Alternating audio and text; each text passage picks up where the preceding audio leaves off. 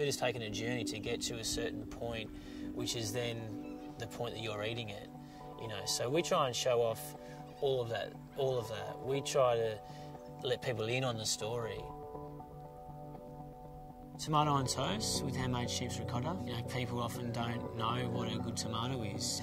And I guess one of the things with having a kitchen garden, and something which we try to do is to not just have produce available to us, but have produce that's been almost played around with so much that its integrity has been lost with in the marketplace, or to grow various versions of the one thing to show the diversity that's available within nature, if allowed to diversify. You know, we might do a table of 3 or 4 and have 4 different tomatoes, so not everyone have the same tomato, to try and, you know, capture that diversity.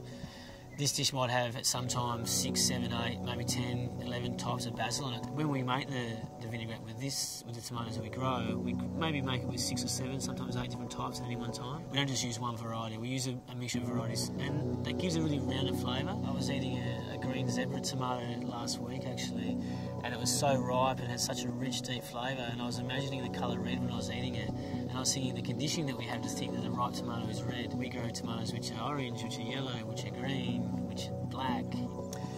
But that depth of flavour is the thing that we're looking for, you know, and that's, I guess, that umami quality, that really richness, that savoury centre palate depth that you get from a really ripe, quality, old-school tomato.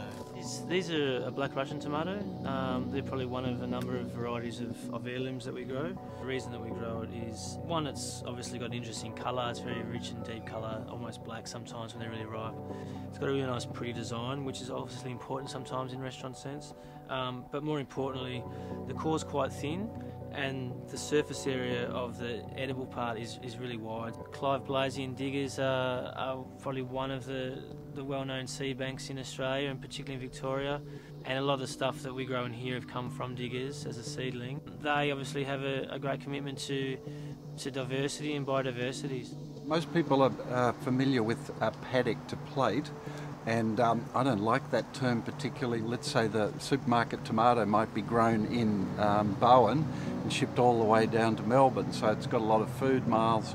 It'll bounce off the supermarket floor. So heirlooms is really a crucial part of going back before that supermarket process industrialised our food system. The great thing about this food is not just to preserve its horticultural history.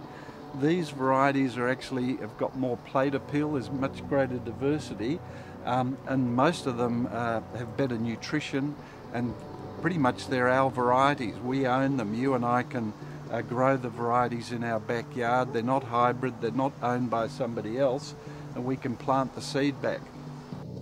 Ricotta is a handmade ricotta that we make using the Grampians pure sheep's milk, which is a really beautiful product, really great milk. It's something which we're probably lucky enough to have through the relationship that we've built with Elizabeth Cumming at the dairy. You don't see it in the shop, something which gives us an identity, something which gives character to our food. And then when the first time I went to meet with Elizabeth at the dairy, getting out of the car and just getting this sort of smell of sheep, you know, and grass, that mixture of sheep and grass, but it's a really beautiful sweet aroma which is very prevalent in all of their products, and it's something which is definitely in the milk, and it's something which we try and bring out in the dish. Well, this is the heart and soul of Grampians Pure, and this is where we make the product, and it all gets made in the little silver vat over there. A sheep doesn't have nearly as much milk, and has always been prized. The Greeks have a lovely little saying. They say that cow's milk is bronze, goat's milk is silver, but the milk of sheep is gold. And it is beautiful milk when you look at it. It's heavier in the vat than the other milks. And the calcium is much higher in it. And it's the closest to human milk of all the milks. So a lot of babies and people that are intolerant to cow's milk and don't like the taste of goat's milk will turn to sheep milk because it's naturally sweeter. Mount Zero play a fairly big part in this dish as well. I mean, Mount Zero, really great family-run business in the Northern Grampians, are most known for their olive production. And I guess more recently has been sort of run in a sense as a cooperative, helping to produce and promote more diverse products, cereals, legumes, that type of thing, which are really growing well in the Northern Grampians. So this is the Mount Zero olive grove, taken from halfway up Mount Zero itself. in the Grampians, and this was planted way back in the very early 50s, and then my family took it over in the early 90s, so it's about 20 years now. And at that time it had been totally let go or abandoned, and it's been the last sort of 15 years or so just slowly eking away and at the bush, the scrub that had crept in literally around the grove, and reviving the olive trees to produce, you know, the olives and olive oil we do now.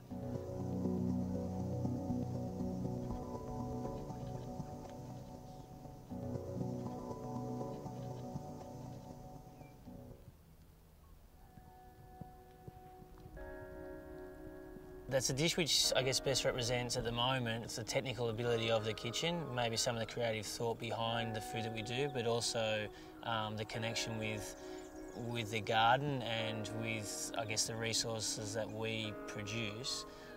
So it's a really, I think that's why it's so interesting, because it is very technical on one hand, but it is very natural on another hand. And that's what we try to be anyway, a meeting ground in the middle of those two things. One of the elements of the dish is this burnt sort of eggplant. The eggplant's been cooked and it's been marinated in some white miso paste and chocolate actually, and then with a blowtorch we completely burn it so it's really caramelised and quite black and looks burnt. And I guess, you know, when you live close to the bush you get a lot of visual imagery, and particularly here where there's been serious bushfires and stuff, you get that colour black is often in your eyesight. You know, people talk about biodiversity and biodynamics today, or having everything in line and using things, you know, at the right time. And I guess that's what Indigenous people are always doing. And I don't think when people talk about Indigenous Australian ingredients, the first thing that springs to mind is eel. But in this region particularly, it's a very major food source. This is known as it was the fish trap, or Ben was an eel trap. And this is what the Cryptomara would have made up to actually catch the eels. So when the eels come down from Asia all the way down to the southeast of Australia, what they basically used to do is collect boulders of rocks and build like channels from the beaches going to inlands into the lake, was known as Lake Conda itself. Now what they tend to do from there is actually in the wetlands around the actual lake itself, they actually build like big paddocks using the boulders of rocks. We keep the males separate from the females. So with the Cryptomara, they pretty much smoke them in the coals of the fire. With the Budurong tribe, from on the outskirts of the Dunkeld region, or the area in that area, smoke them in hollow trees. So it's actually light a fire on the base of the hollow tree.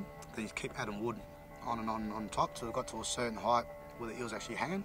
They saw whales apparently, and then they knew when to push the eels up into, I guess, the inland region, and at the same time they knew it was time to burn back the bush and start the regeneration. And I guess that little story, although I don't completely understand it exactly, you know, it makes a lot of sense in that dish for us.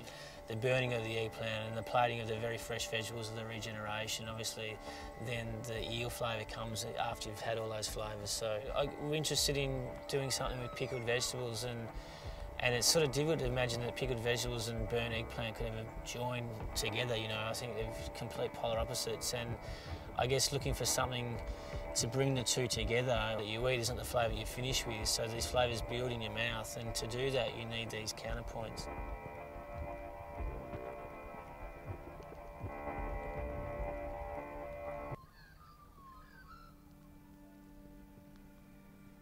Red bread pancetta, it's with candied radish and rocket. I'm using pork from Greenvale Farm. For me at the moment, one of the great producers of Victoria. Particularly for us, we find the Wessex Saddleback to be really great for the pancetta. I mean, when you go out there and look at the farm, it's, you know, the pigs are hilarious. They're complete bliss, they're blissed out. So these are 4-week-old Wessex Saddlebacks. They are a critically endangered pig. Well, rare breed pigs are generally a lot slower growing animal. They take a lot more food to get up to a sort of a market weight as opposed to the commercial animals. You get a lot more flavour. It's the same with any piece of meat. The longer it takes, or the more work it has to do, or the more it's used, the more flavour it has. Because these take a shorter period of time to grow, they're on the mother for longer, so their weaning is less stressful. Plus they're starting from a higher position because they are already a really flavoursome pig anyway, with good intramuscular fat and the external fat as well. If they're grown in an indoor environment, then we can grow them with less fat, and your feed to meat conversion is better, and it's all about its business, and we run a business as well, so it's just our business choice has been to raise them like this. But our business is about quality of food rather than getting it to the market as quick as possible. What we're really keen on is that I think people in the cities may have lost connection with how food is actually grown and how it's developed, and that connection with the farmer has gone. And in the middle of that are the animals which actually generate these products that we're talking about. There is a movement to getting back to knowing where your food comes from, and chefs are out there, you know, really helping to do that. And when we take a really fatty piece of belly into Dan at the Royal Mail, and he produces this awesome pancetta that's just creamy and just mouth-watering. It's just, to see that end product is just amazing. You can't get any better feedback than going into a restaurant and seeing your product and actually tasting your product. And then it's just salted. It's salted pretty much in just salt. We use the salt from the Dunkeld Lake, which is an amazing product, which is obviously a relationship between Mount Zero and the local Indigenous community. Yeah, Naki Nak, which is known as Welcome. So Welcome to Pig Lake. This is on the outskirts of which is another little country town known as Dunkeld, which is far northwest of in the Wimmera Valley. Many years ago, when my ancestors actually travelled through here, if they had any serious wounds or deep gashes or cuts, they'd actually come to this lake and either soak their feet in here, or if not, if it was a very serious wound, they actually come in and collect like the salt around the banks here, which is just on the topsoil. It does tend to look like a bit like sand, but it is actually it is the salt. So maybe the top scrapings. Pink Lake over in just out of Dimboola has always been a bit of a local source for, you know, nip down and grab a bucket of salt to boil your yabbies in, or, you know, use in the kitchen. Always known that it had been harvested commercially in the past. It was actually my mother Jane that worked quite hard on working with the local Indigenous community, council, Parks Victoria, all the bureaucracies, in order to get back there and actually celebrate some, you know, fantastic product that it is.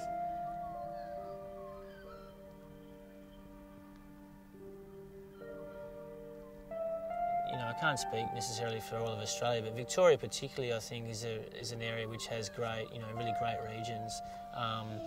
And people are becoming interested in where their food comes from. It'd be fantastic if we had a Macedon region of cuisine, and we had, you know, the Dan's region at the bottom of the Grampians, and we had a peninsula region.